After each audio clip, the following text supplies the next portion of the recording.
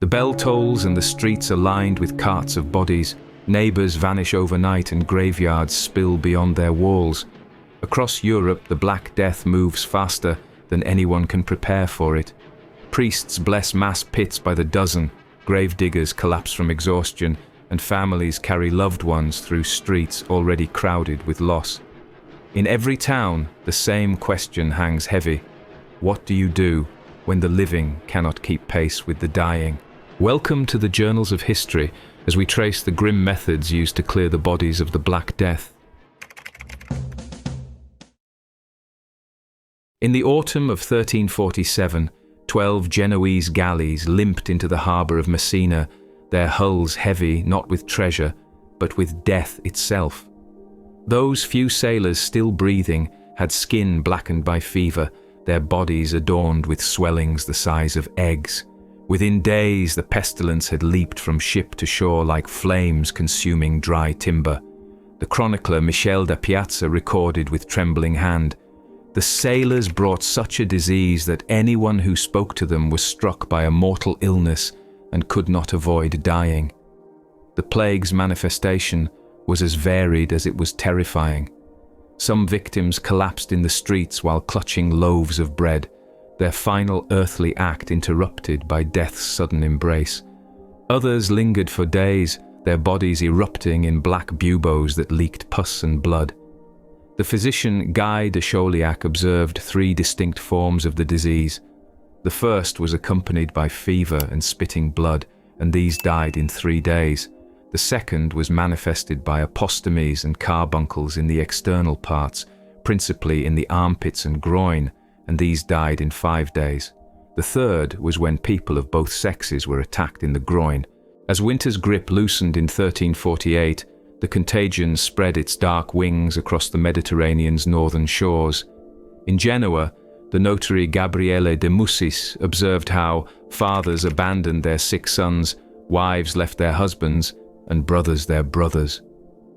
The mechanisms of civilization began to crack under the weight of mortality that defied all human understanding.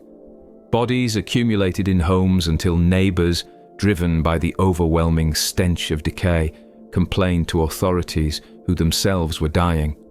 The plague's advance through the Italian peninsula revealed humanity's desperate improvisation in the face of annihilation. In Florence, Giovanni Boccaccio witnessed scenes that would haunt literature for centuries. Pigs were brought to eat the discarded rags and clothing of plague victims, and these swine died instantly upon contact with the infected materials. The city's streets, once vibrant with commerce and conversation, echoed only with the scraping of cartwheels bearing the dead and the wailing of those who remained. Traditional burial practices crumbled under the weight of sheer numbers. Boccaccio continued his grim accounting. Many bodies were thrown into great trenches, where they lay piled one upon another like ship's cargo, each layer of corpses covered with a thin coating of earth, until the trench was full to the top. The careful rituals that had honored Christian death for centuries, the washing of bodies, the vigils, the processions, became impossible luxuries when death arrived faster than life could process its departure. Florence's governing councils, recognizing that traditional burial practices would collapse under the sheer volume of corpses, issued emergency decrees. The wealthy were compelled to fund hastily constructed plague hospitals, their reluctant philanthropy extracted at sword point by a government facing complete social dissolution. "Let no man say that charity is voluntary when death makes all men equal," declared one surviving civic document, its parchment stained with the desperate ink of a dying bureaucracy. The city's guilds, those bastions of medieval order, began maintaining emergency burial societies when their traditional systems failed. The Wool Merchants Guild records from 1348 show payments for mass graves that could accommodate 50 bodies at once, a stark departure from the individual tombs that had marked their prosperity. Guild masters who had once competed fiercely now collaborated in the grim mathematics of disposing of their dead members, their ledgers transformed from profit calculations to mortality accounts. As spring awakened across Europe, Pope Clement VI barricaded himself within the papal palace at Avignon, spending his days seated between two roaring fires, believing the flames would purify the poisoned air around him. The papacy's own physician, Guy de Chauliac, recorded this bizarre ritual. His Holiness remained constantly between blazing fires during the entire summer, for it was believed that the flames consumed the corrupt vapors that carried death. Even the Vicar of Christ seemed powerless against this invisible enemy that respected neither crown nor mitre. The papal court's response revealed the limitations of medieval medical understanding. Clement's physicians prescribed treatments ranging from the mystical to the practical, emeralds ground to powder and dissolved in wine, theriac compounded from dozens of ingredients including viper's flesh, and bloodletting performed according to astrological calculations. The Pope's personal physician noted, "We have exhausted the wisdom of Galen and Hippocrates, yet death laughs at our learning and continues its harvest." Clement VI's most significant act during the plague was his papal bull granting remission of sins to all who died of the pestilence, effectively declaring them martyrs without requiring the traditional suffering for faith. This decree, issued in October 1348, revolutionized Catholic doctrine and provided desperately needed spiritual comfort to the dying. The bull proclaimed, "We grant to all who die of this pestilence the same indulgence that is granted to those who visit the Holy Land, for they too have made a pilgrimage to death at God's calling." In the Maritime Republic of Venice, desperation took different forms. Venetian sailors, witnessing their shipmates collapse in writhing agony, abandoned their vessels at anchor and swam desperately toward shore, believing solid ground might offer salvation. Instead, they became vectors of contagion, carrying the plague into the very heart of the lagoon city. The Venetian Senate's records, written in increasingly unsteady hands, chronicle their growing panic. The sailors flee their ships as men flee burning buildings, yet they carry the fire with them wherever they go. Venice's response revealed both the ingenuity and brutality that would characterize Europe's battle against the plague. The city created the position of pizziga morti, corpse handlers who wore black cloaks and carried hooked poles to avoid direct contact with the dead. These grim figures moved through the city like ravens, their poles piercing and dragging bodies onto carts that rumbled day and night toward mass burial pits on distant islands.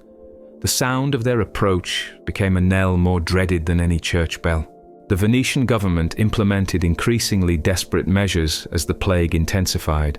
City officials banned funeral bells, believing the sound itself could spread the corrupted air that carried death.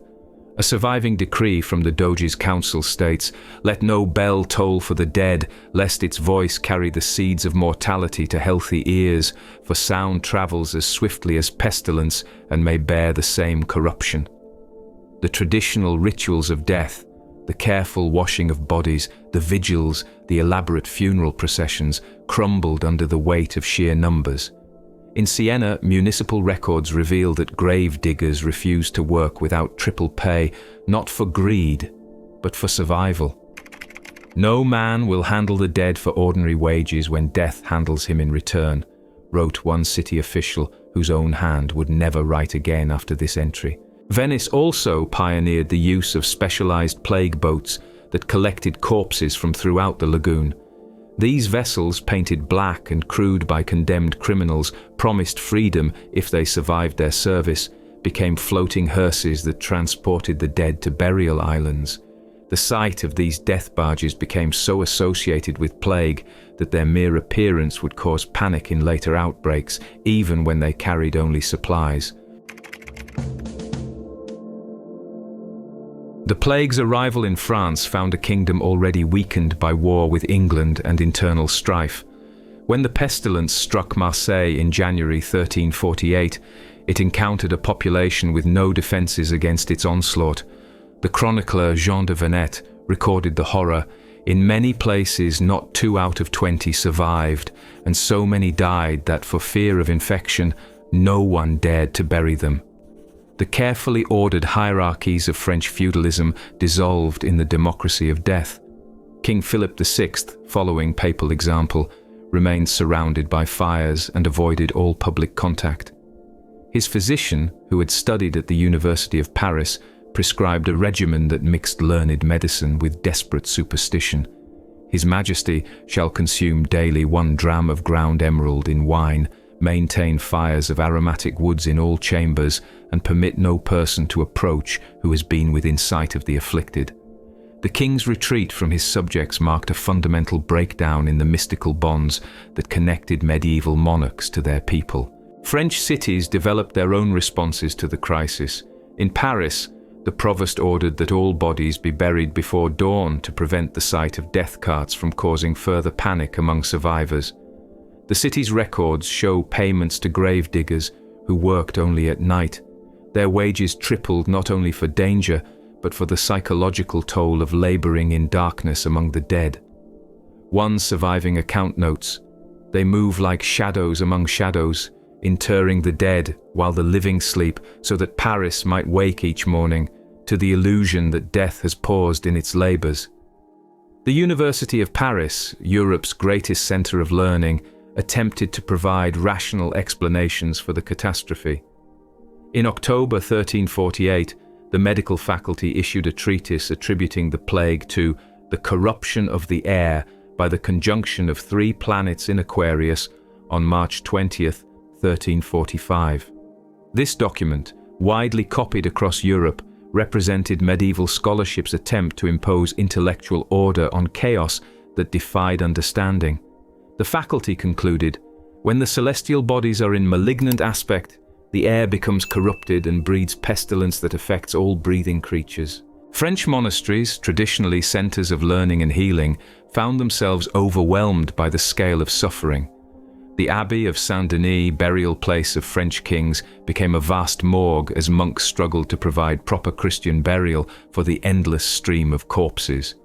Brother Thomas of Saint-Denis wrote, "We have abandoned our studies of Scripture to become students of death, and our copying of sacred texts has been replaced by the copying of names in our books of the dead."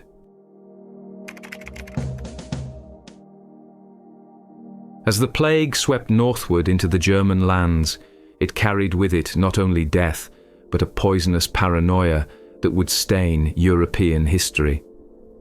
In Strasbourg, rumors spread like wildfire that the city's Jewish community had poisoned the wells, causing God's wrath to descend upon Christian souls. The city's chronicler recorded the terrible mathematics of hatred. On the 14th day of February, in the year of our Lord 1349, all the Jews of Strasbourg, numbering near 2,000 souls, were burned alive in their cemetery. The pogrom in Strasbourg followed a pattern that would be repeated across the German territories. Local authorities, facing popular pressure and seeking scapegoats for incomprehensible suffering, abandoned legal protections that had safeguarded Jewish communities for centuries. Jacob von Königshofen documented the systematic nature of the persecution.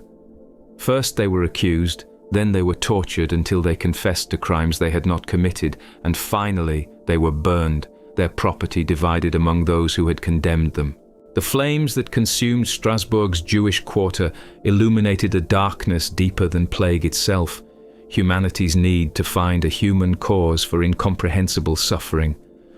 Across the German territories, similar scenes unfolded as communities sought someone to blame for their torment. In Mainz, Cologne, and Frankfurt, Jewish communities were exterminated with methodical brutality, while the plague continued its indiscriminate harvest of Christian and Jewish victims alike. Some German nobles attempted to protect their Jewish subjects, recognizing both the injustice of the accusations and the economic value of Jewish communities. Emperor Charles IV issued proclamations forbidding violence against Jews, but his authority carried little weight in cities where fear had overcome reason. A surviving letter from the Bishop of Speyer reads, "I have offered sanctuary to the Jews in my cathedral, but the mob demands blood, and I fear that stone walls cannot protect against the fury of those who seek someone to blame for God's wrath."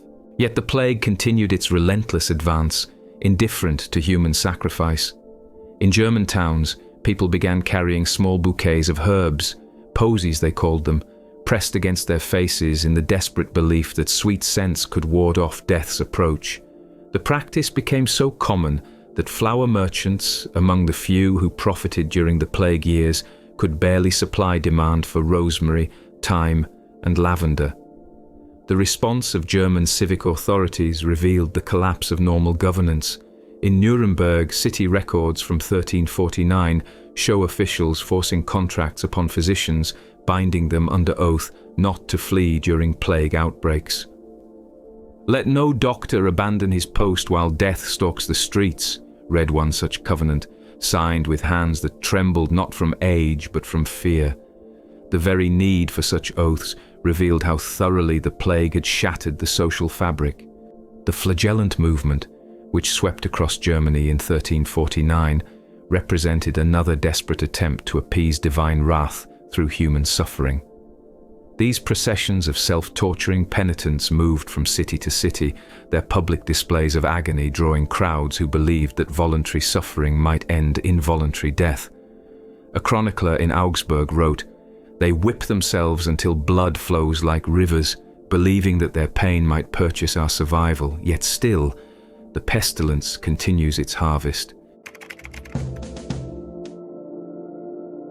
The plague's arrival on English shores in the summer of 1348 brought unique challenges to a realm already stretched by foreign wars. The disease landed first in the port of Melcombe Regis, carried by a ship from Gascony whose cargo of wine came seasoned with death. The chronicler Geoffrey Le Baker described the scene.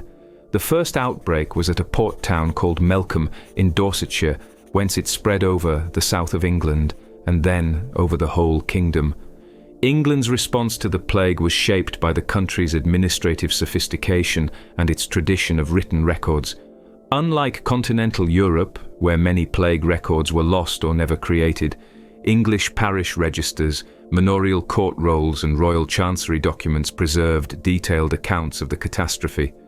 These sources reveal not just the scale of mortality, but the specific ways English society adapted to unprecedented death rates. In England, the plague revealed the profound courage and cowardice that dwelt side by side in human nature.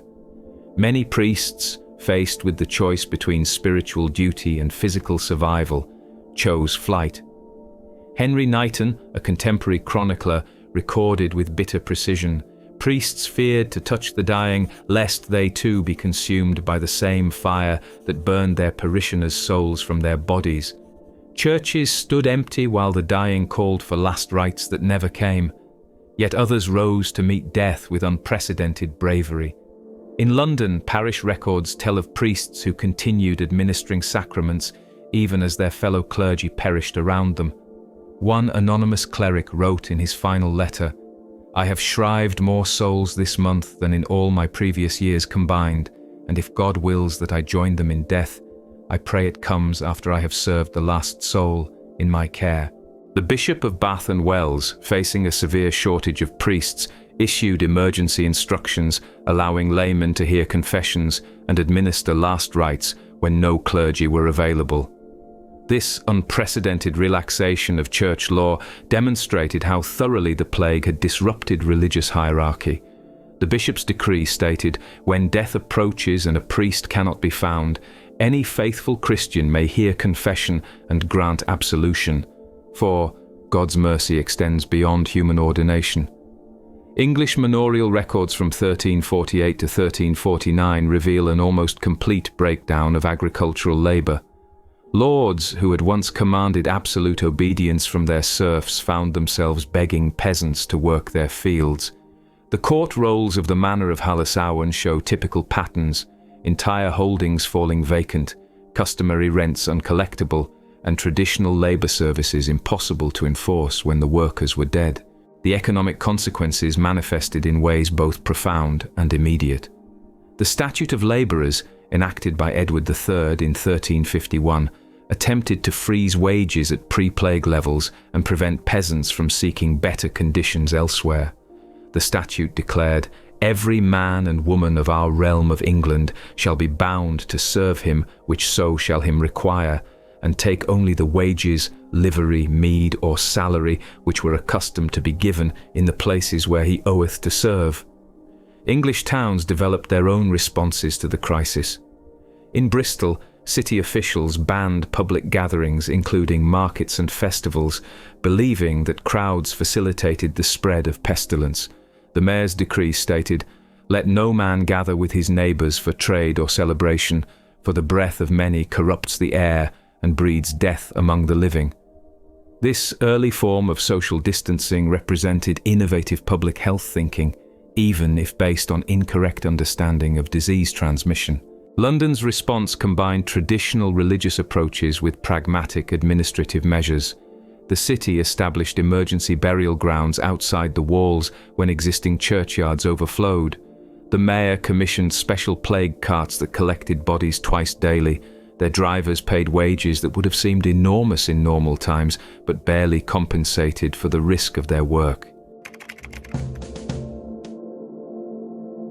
Just as England began to recover from the first devastating wave, death returned with a cruel selectivity that chroniclers called the Children's Plague.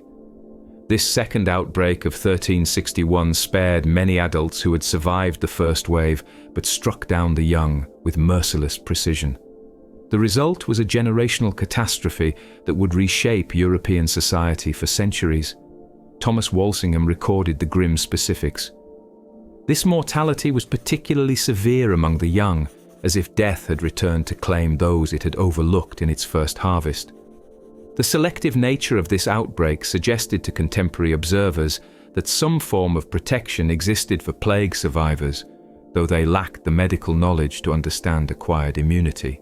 English parish registers from this period tell stories written in disappearing ink, entire family lines ending abruptly, with no heirs to continue the names that had echoed through English villages for generations. In the village of Hambledon, records show that of 64 households documented in 1340, only 16 retained their original families by 1363.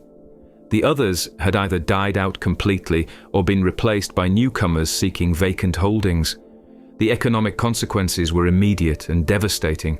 Craft guilds that had carefully maintained their apprentice systems for centuries found their future masters dead in their workshops. Master craftsmen who had survived the first plague watched helplessly as their trained successors succumbed to this second wave. John of Reading noted, "The guilds wept not only for their perished young, but for their perished futures, for without apprentices the crafts themselves faced extinction." In London, the Goldsmiths Guild lost 43 of its 67 apprentices during the 1361 to 1362 outbreak. The Guild's surviving records show desperate attempts to recruit adult craftsmen from continental Europe to replace their dead apprentices. Similar patterns appeared across English trades. The London weavers imported Flemish workers, the cordwainers sought leather workers from Ireland, and the masons recruited craftsmen from France. In the countryside, the pattern was equally devastating. Manorial court rolls from 1361 to 1362 record not just individual deaths, but the extinction of entire peasant dynasties. Holdings that had passed from father to son for generations reverted to lords who themselves often lacked heirs to inherit them. The manor of Woodstock, which had supported 37 villein families before 1348, recorded only 11 family names surviving past 1363. The carefully constructed hierarchy of medieval society was being erased by an enemy that recognized neither rank nor age, save for its peculiar hunger for the young. Universities across England found their student populations decimated. Oxford, which had enrolled nearly 1,500 students before the first plague, could count fewer than 300 by 1362. The intellectual future of England hung in the balance as the disease consumed those who would have become the next generation of scholars, administrators, and clergy. English responses to the second plague outbreak revealed both learning from earlier experience and the persistence of supernatural explanations. Towns that had developed rudimentary quarantine procedures during the first outbreak implemented them more quickly in 1361. However, the selective mortality among the young led many to interpret this outbreak as divine punishment for the social changes that had followed the first plague.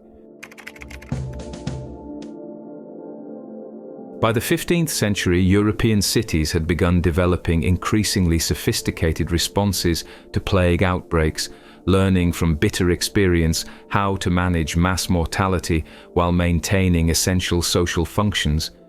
These innovations ranged from the practical to the desperate, often combining medieval superstition with emerging proto-scientific thinking. In Florence, the guild system that had been shattered by the Black Death reorganized itself around permanent burial societies and plague response protocols. The Medici banking records from the 1470s show regular payments into emergency funds designed to provide proper burial for guild members during plague years. Lorenzo de' Medici wrote to his agents, "Let no member of our community lie unburied for want of funds, for the honor of the living depends upon the dignity granted to the dead." In Nuremberg, the city council established permanent contracts with physicians, binding them by oath to remain during plague outbreaks. The 1439 records show Dr. Johann Hartmann signing such an agreement. "I swear by Almighty God and the sacred relics of this city that I shall not flee during times of pestilence, but shall serve the sick unto death, whether it be theirs or mine." Munich pioneered the use of plague stones, hollowed basins carved into rocks at crossroads where merchants could disinfect coins with vinegar during trade. These stones, some of which still survive today, represented early attempts at what we would now recognize as contact tracing and contamination control. City records show payments to stonemasons for carving dozens of these disinfection stations throughout Bavaria. Italian cities began maintaining detailed mortality records that revealed patterns invisible to earlier generations. Venice's death registers from the late 15th century show officials tracking not just total deaths, but their distribution by parish, occupation, and age. This data collection represented a revolutionary approach to understanding disease spread, even though the medical theories used to interpret the information remained fundamentally flawed. The development of specialized plague hospitals also marked this period. Milan's Ospedale Maggiore, completed in 1456, included separate wards for plague patients, isolation chambers for suspected cases, and dedicated morgues for processing the dead.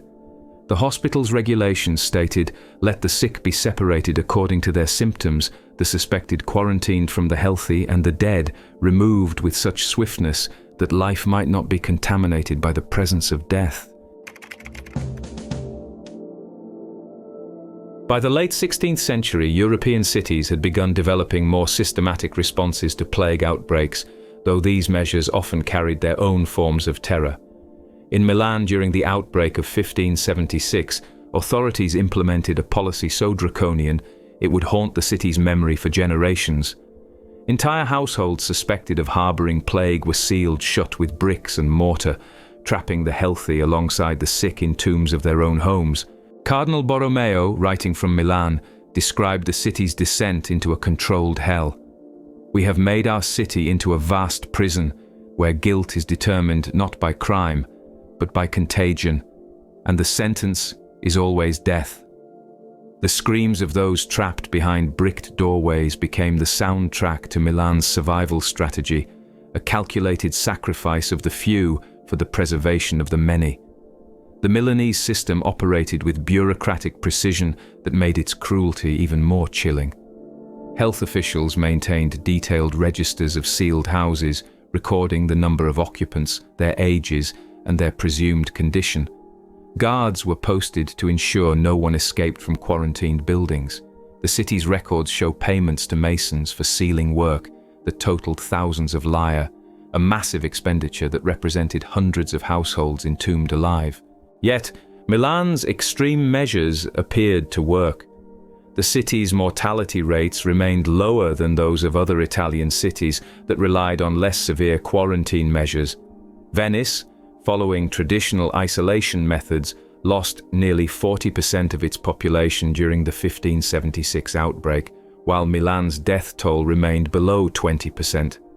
This success, bought with such human cost, would influence plague policies across Europe for centuries.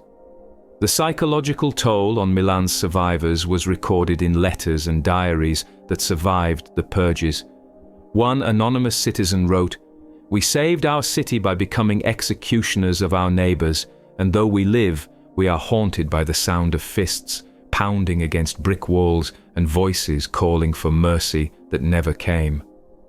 The moral cost of survival had created a trauma that would be passed down through generations. Medical treatises from the period begin to speak of the Milanese method with a mixture of admiration and horror, recognizing its effectiveness while questioning its humanity. Dr. Girolamo Mercurial, writing from Padua, observed, "Milan has proven that plague can be conquered, but at the cost of making men into monsters. We must ask whether survival purchased with such cruelty is worthy of the name of civilization." Cardinal Borromeo himself struggled with the moral implications of policies he had helped implement. His private correspondence reveals a man torn between pastoral duty and civic necessity. "I have saved bodies by damning souls. For what salvation can there be in sealing the innocent with the guilty? Yet if I had acted differently, would not all have perished together?" Venice, having learned harsh lessons from earlier outbreaks, became the pioneer of systematic quarantine measures that would influence global public health for centuries. In 1377, the city established the world's first formal quarantine system at Ragusa, requiring all ships to wait 40 days before unloading cargo or passengers. The term quarantine itself derived from the Italian 40 giorni, 40 days, a period chosen for its biblical significance rather than scientific understanding. The Venetian approach combined administrative precision with ritualistic theatre. Ships entering the lagoon were met by officials wearing distinctive plague masks with long beak-like projections. These grotesque faces, stuffed with herbs and vinegar-soaked sponges, were designed to filter the air the officials breathed.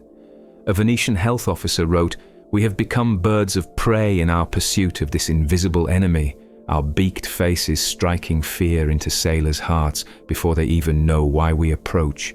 Venice's quarantine islands, the lazarettos, became laboratories of early epidemiology. Officials maintained meticulous records of deaths, symptoms, and recovery rates. These documents, preserved in Venetian archives, represent some of Europe's first systematic attempts to understand plague through observation rather than superstition. The physician Marsilio Ficino noted, "In Venice, we have learned to count death as precisely as we once counted ducats, for numbers may reveal what prayers have not." The Lazaretto Nuovo, constructed specifically for plague quarantine, operated like a city of the suspected sick. Passengers and crew were housed in separate buildings based on their perceived risk level.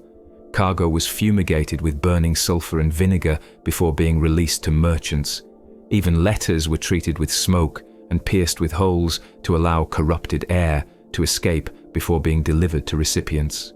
The economic impact of Venetian quarantine measures was enormous, but deemed acceptable by merchants who recognized that short-term losses prevented long-term catastrophe. Ships waited at anchor for weeks, their cargoes slowly spoiling, but the alternative, a plague-ravaged city, would have been far more costly. Venice's survival as a commercial power, while other trading centers declined, demonstrated the effectiveness of systematic public health measures. Venetian innovations extended beyond simple quarantine to sophisticated cargo management. Bills of health, pioneered by Venice, became required documents for ships trading throughout the Mediterranean. These certificates, issued by health officials at ports of origin, detailed the health status of crew and passengers. Forged bills of health became a capital offense, punishable by death, demonstrating how seriously Venice treated its disease prevention measures. The city also pioneered the use of specialized plague boats that patrolled the lagoon, intercepting suspicious vessels before they could reach the main port. These patrol boats, crewed by condemned criminals promised freedom if they survived their service, became floating barriers against pestilence.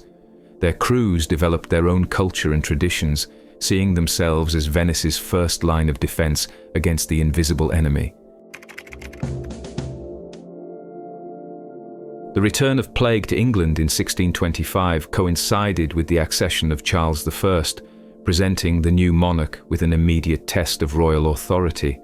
The outbreak, centered in London, demonstrated how much English plague management had evolved since the medieval period, while also revealing the persistence of older fears and superstitions. Charles I's response combined traditional royal pageantry with emerging medical understanding. The king ordered great bonfires to be lit throughout London, following the old belief that smoke could purify corrupted air. However, he also established the first systematic survey of London's mortality, requiring weekly reports from every parish. The king's physician, Sir Theodore Turquet de Mayerne, wrote, "His Majesty seeks to drive out pestilence with fire while simultaneously counting its victims with unprecedented precision." The London Bills of Mortality, published weekly during the 1625 outbreak, represented a revolution in public health documentation. These broadsheets listed deaths by parish and cause, allowing authorities to track the plague's spread with mathematical precision. For the first time in English history, citizens could see the disease's progress mapped in numbers rather than relying solely on rumour and observation. English responses to the 1625 outbreak revealed sophisticated understanding of quarantine principles. Houses containing plague victims were marked with red crosses and the inscription, "Lord, have mercy upon us." Guards were posted to prevent escape, and food was delivered by appointed searchers who received triple wages for their dangerous work. The efficiency of this system impressed foreign observers, who noted how quickly England could isolate infected households. The economic impact of plague measures created new forms of social tension. London's theatres closed, putting hundreds of actors and musicians out of work. Markets were restricted, limiting trade and impoverishing merchants. The city's guilds petitioned the king for relief, arguing that plague measures threatened their survival more than the disease itself. One guild petition stated, "The cure has become more deadly than the disease, for while pestilence kills bodies, these restrictions kill our livelihood." The plague's return to London in 1665 found a city that had grown complacent during decades of relative health. This final great outbreak in England would be documented with unprecedented detail by witnesses including Samuel Pepys, whose diary provides an intimate portrait of a city confronting its own mortality. The measures taken during this outbreak revealed both how much and how little Europeans had learned about combating plague across 3 centuries. King Charles II, following advice from his physicians, ordered great fires to be lit in the streets of London for days at a time, hoping that smoke would cleanse the air of pestilence. Pepys recorded the surreal atmosphere. The whole city smells of smoke and burning, as if we sought to drive out death with the threat of flames, yet still the bells toll and the dead carts rumble through streets thick with ashes. The king himself fled London for Oxford, taking his court and government with him. This royal abandonment created a power vacuum that was filled by the Lord Mayor and aldermen, who found themselves governing a dying city with resources stretched beyond breaking point. The mayor's letters to the king reveal mounting desperation. "Your Majesty's capital becomes a charnel house while your Majesty's servants lack authority to compel the aid we require." London's response revealed the persistence of both medieval superstitions and emerging scientific thinking. The city ordered the slaughter of over 200,000 cats and dogs, believing these animals spread the contagion, while the true culprits, rats and their fleas, multiplied in the absence of their natural predators. Simultaneously, authorities implemented detailed record-keeping systems that tracked deaths by parish and attempted to identify patterns in the plague's spread. The bills of mortality from 1665 reached their peak in September, recording over 8,000 deaths in a single week. These documents, circulated throughout England and Europe, became grim bestsellers as people sought to understand the scale of London's catastrophe. The weekly tallies revealed not just total mortality, but the geographic spread of plague, showing how it moved from parish to parish like a slow fire consuming the city. The social stratification of London's plague response was stark and well documented.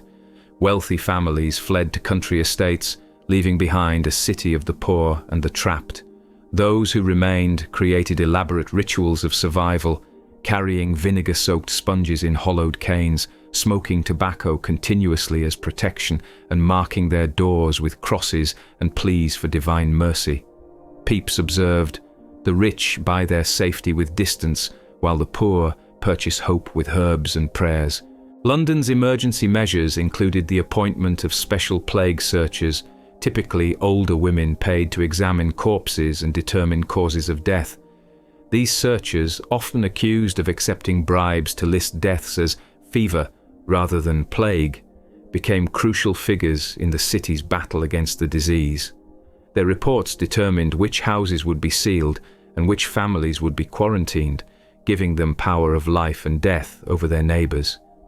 The city also employed gravediggers who worked only at night, their faces covered with cloth soaked in vinegar and their bodies protected by leather garments. These men, often drunk on duty to numb themselves against their grim work, sometimes left corpses unburied overnight when overwhelmed by the volume of death. Pepys noted, "The gravediggers grow careless with drink and despair, leaving their burden half completed while they seek solace in taverns that remain open despite all prohibitions." The plague's return to European ports in the late 19th century found a continent transformed by scientific revolution and industrial communication. When plague struck Porto in 1899, the city's response revealed how much European attitudes toward disease and death had changed, while also demonstrating the persistence of older fears and prejudices.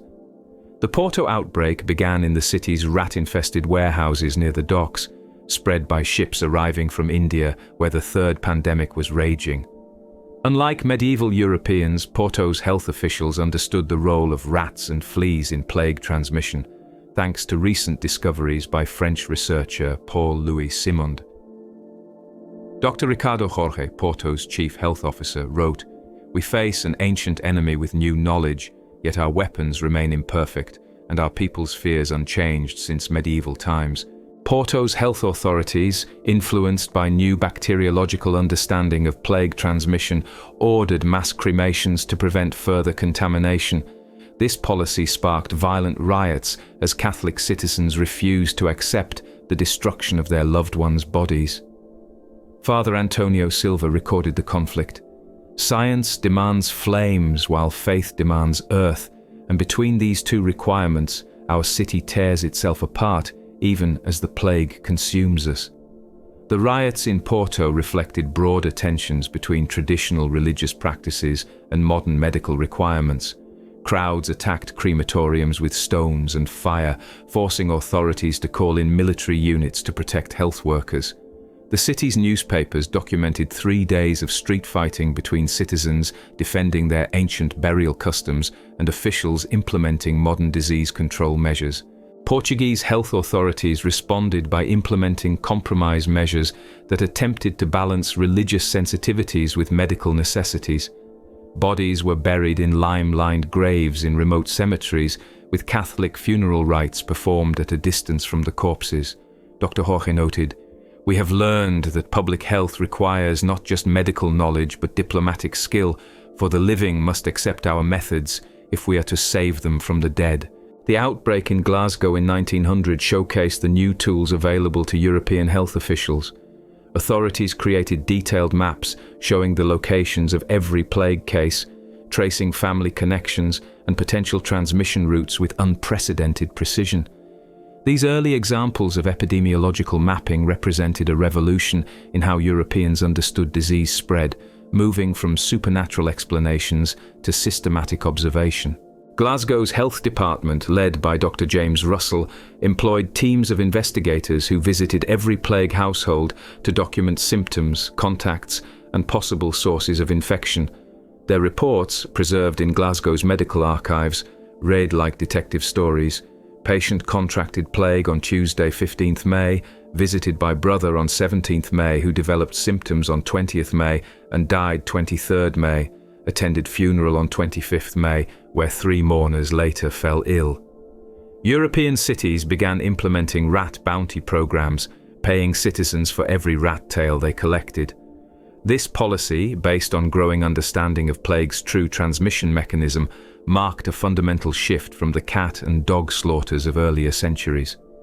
Municipal records from Marseille show payments for over 50,000 rat tails during the 1900 outbreak, a campaign that probably did more to control plague than centuries of prayers and processions. The scientific approach to plague control in 1900 extended to international cooperation unprecedented in European history. The International Sanitary Conference of 1897 had established protocols for maritime quarantine based on bacteriological principles rather than traditional fears. Ships suspected of carrying plague were fumigated with sulfur dioxide and subjected to systematic rat extermination before being allowed to dock. European medical journals of this period document heated debates about plague transmission mechanisms. While most physicians accepted the rat flea theory, some argued that human lice could also transmit plague, leading to delousing campaigns that paralleled rat extermination efforts.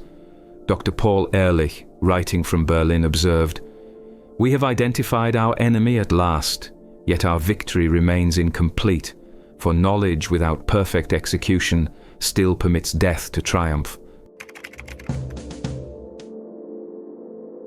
Across Europe, the physical evidence of plague's devastation remains embedded in the landscape like geological strata.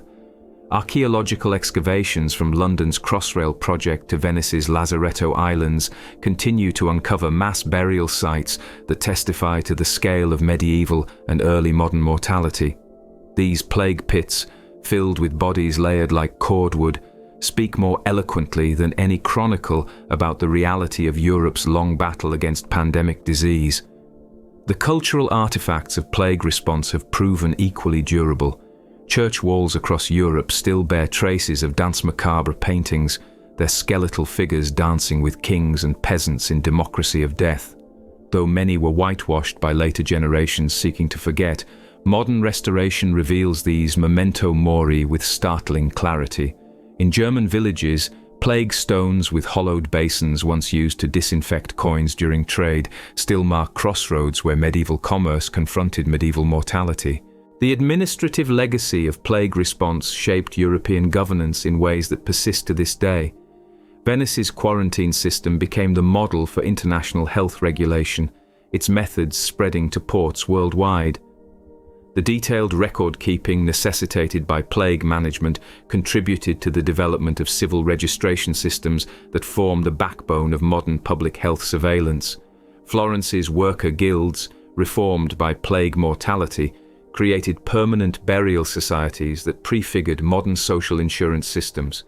Perhaps most profoundly, Europe's plague experiences created a cultural framework for understanding pandemic disease that would influence responses to cholera, influenza, and other contagions for centuries. The tension between individual liberty and collective safety, the debate over religious versus scientific explanations for disease, the challenge of maintaining social order during health emergencies, all these themes, first articulated during Europe's plague centuries, continue to shape public health policy today.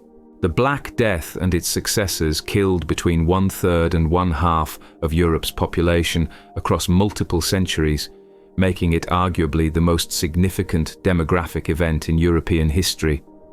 Yet perhaps more important than the raw mortality was how European societies adapted, innovated, and ultimately survived.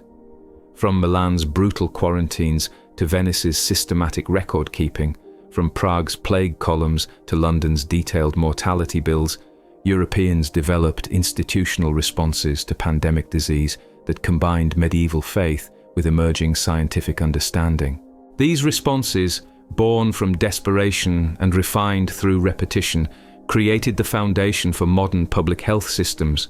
The plague pits have been covered by centuries of new growth. The scream-echoing streets now hum with different sounds, but the lessons written in Europe's plague years remain embedded in the institutional memory of how societies confront existential threats. In learning to count their dead with precision, Europeans also learned to value the living with new intensity, creating systems of care and protection that outlasted the disease that necessitated them.